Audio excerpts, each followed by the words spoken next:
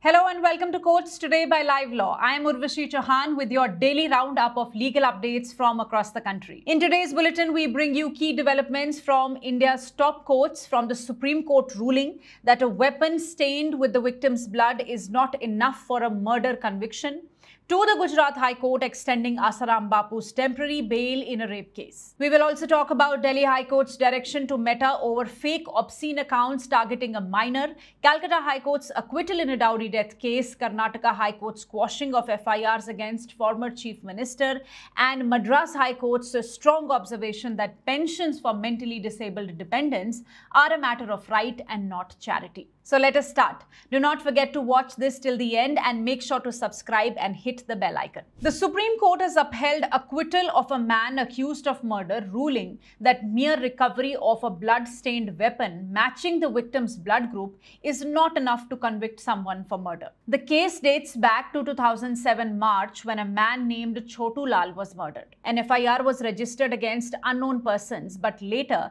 the respondent, that is the man who was acquitted, was arrested based on suspicion and circumstantial evidence. The trial court in December 2008 convicted the accused under Section 302 of the IPC, sentencing him to life imprisonment and a fine of ₹100. The prosecution argued that the motive was that the accused had an evil eye on the deceased's wife and relied heavily on recovery of a weapon bearing blood stains that matched the victim's blood group, that is B positive, as shown in the Forensic Science Laboratory report, that is the FSL report. However, in May 2015, the Rajasthan High Court overturned the conviction. It held that prosecution failed to establish a complete chain of circumstances, which is a legal requirement in cases based solely on circumstantial evidence. The state of Rajasthan then challenged this decision in the Supreme Court, arguing that High Court failed to give due importance to the FSL report and had wrongly acquitted the accused. A bench of Justice Sandeep Mehta and Justice Prasanna B. Varale heard the case and dismissed the appeal,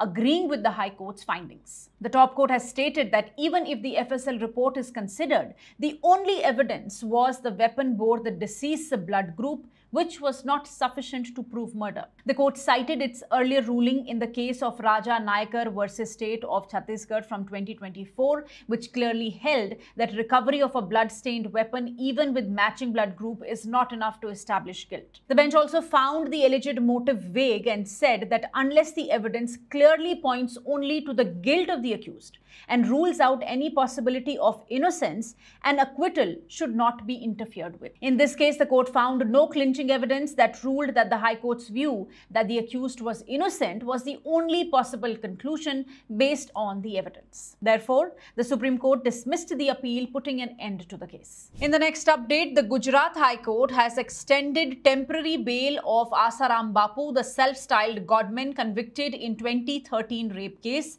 till 7th July this year. His earlier bail was set to expire on 30th June.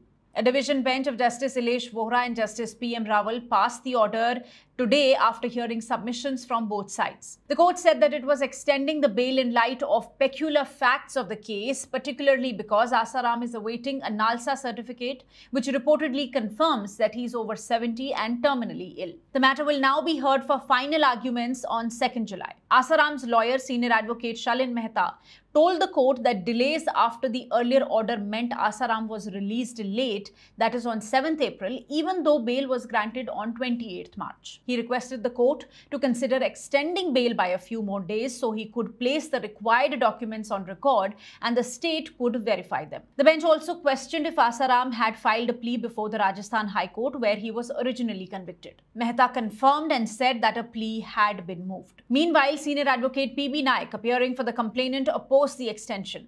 He argued that Asaram had already completed his Panchkarma treatment and said that he was switching hospitals simply to prolong his time out of the jail. He pointed out that facilities like AIIMS and Ayurvedic hospitals are available in Jodhpur also, where Asaram is serving his sentence. The bench also noted a recent Supreme Court warning against repeatedly extending temporary bail for convicts, stating that this is becoming an unending process. Well, to give you a recap here, the Supreme Court had granted Asaram interim bail in January this year on medical grounds, which expired on 31st March. A split verdict in the Gujarat High Court led to a third judge granting 3 more months of temporary bail, which is what Asaram is now seeking to extend further. Asana was convicted on 31st January 2023 by a Gandhinagar Sessions Court, which found him guilty of repeatedly raping a female disciple at his Ahmedabad ashram.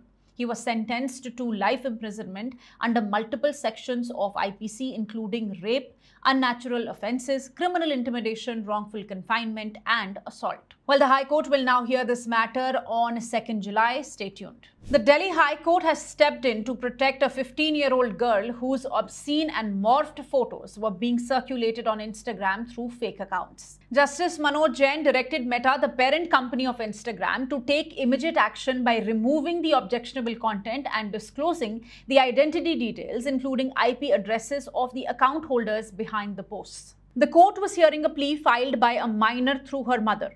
The suit seeks a permanent injunction against the fake accounts and damages for the emotional harm caused. It was alleged that the accused tricked the girl into sharing her photos and later morphed them for blackmail, using multiple anonymous accounts to impersonate her online. Observing that the minor faced serious harm and that the accused had hidden their identities, the court noted that the trouble began after she innocently accepted a friend request. The judge recognized the urgency of the situation, stating that the child could suffer irreparable damage if quick action was not taken. Meta has now been ordered to remove the objectionable content, and the accused have been restrained from posting any such images in the future. This matter will next be heard on September 8th now. Moving ahead, the Calcutta High Court has acquitted 2 individuals who were earlier convicted for the dowry death of a woman. In a detailed judgment, Justice Prasannajit Biswas ruled that for a conviction under Section 304B of IPC, commonly known as dowry death provision, there must be clear evidence that the woman was harassed or subjected to cruelty for dowry soon before her death. If there is a significant gap between the alleged harassment and the death, the crucial link breaks down. This case goes back to 2011 conviction by a trial court in Islampur, where the accused, her husband and in-laws were sentenced to 7 years under Section 304B and 1 year under Section 498A for cruelty. However, in their appeal, they argued that the prosecution had failed to prove any recent dowry-related harassment. The medical evidence also showed no physical injuries or signs of assault, only suicide. The High Court noted several inconsistencies. For instance, a key prosecution witness claimed to have seen the deceased at her parental home a day before her death, which contradicts the timeline. He also alleged she was tortured, but this was not backed by post-mortem findings. Another witness said that the matter was once settled at a police station, but that written statement lacked any mention of dowry demands. The court stressed that under Section 304B, it's not just enough that a woman dies within 7 years of marriage, it must also be shown that she was harassed for dowry shortly before her death. And in this case, that crucial link was missing. The court also held that general financial support from the woman's family, like paying education expenses, does not qualify as dowry. Citing Supreme Court rulings, the bench explained that the phrase "soon before her death" is flexible, but must reflect a clear connection between cruelty and the woman's death. That connection was not present here. As a result, the statutory presumption under Section 113B of the Evidence Act, which shifts the burden of proof to the accused in such cases, did not apply. With the prosecution unable to prove its case beyond reasonable doubt, the court set aside the conviction and allowed the appeal, acquitting both the accused. In another update, the Karnataka High Court has quashed 2 criminal cases filed against former Chief Minister Basavaraj Bommai, who was accused of making objectionable statements during a protest rally against the Waqf Board and the state government. The cases alleged that Bommai's remarks promoted enmity on religious grounds under Section 196(1)(a) of the Bharatiya Nyaya Sanhita. Senior advocate Prabhuling K. Navadgi, appearing for Bommai, argued that the complaints lacked necessary ingredients to constitute such an offence. On the other hand, the prosecution relied on video evidence of the rally to support the charges. However,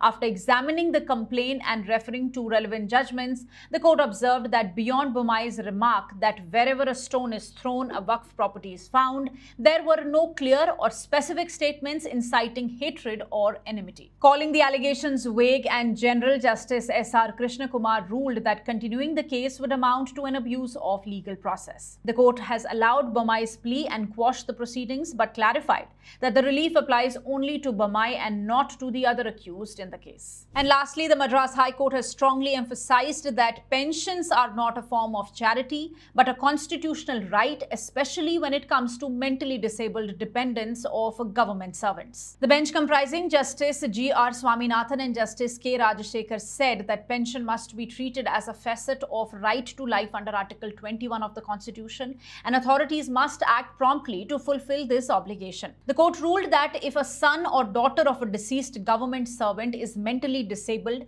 and unable to earn a livelihood, family pension must be granted based on a medical certificate alone. The court clarified that no income certificate should be demanded in such cases and that delays in issuing sanction orders are unacceptable. This ruling came while hearing an appeal by the Principal Accountant General, who had challenged an earlier order directing payment of family pension to the younger brother of the petitioner, who suffers from intellectual disability. Since the earlier order had already been implemented, the court agreed to expunge certain remarks but stood firm on the broader legal principles. Before concluding, the bench also highlighted a troubling instance where the physically and mentally challenged daughter of a former High Court judge had not received her rightful pension even a year after her mother's death. The court expressed anguish at the delay and asked the Registrar General to coordinate with authorities and ensure immediate pension disbursal.